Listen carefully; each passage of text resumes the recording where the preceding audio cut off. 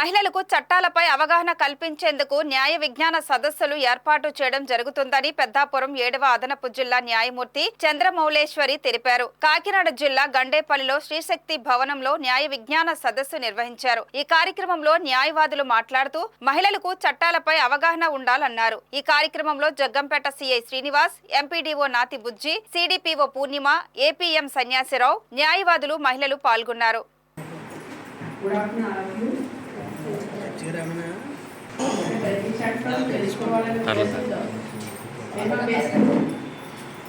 Prohibition act అండి. Child marriage prohibition act అంటే బాల్య వివాహాల నిషేధ చట్టం.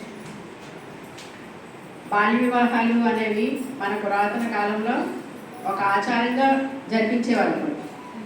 చిన్నప్పుడు పెళ్ళిళ్ళు చేసేవారు, అది ఒక ఆచారంగా ఉండేది.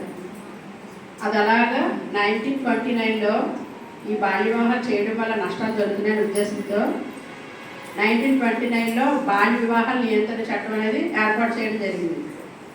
దాని ప్రకారం ఏంటంటే పిల్లలకు 15 సంవత్సరాలు, ఆడపిల్లలు 15 సంవత్సరాలు, అబ్బాయికి 18 సంవత్సరాలు ఉండాలి అని ఆ 1929 ప్రకారం ఏర్పాటు చేయడం జరిగింది. దాన్నే శారదా చట్టం అని కూడా అంటారు.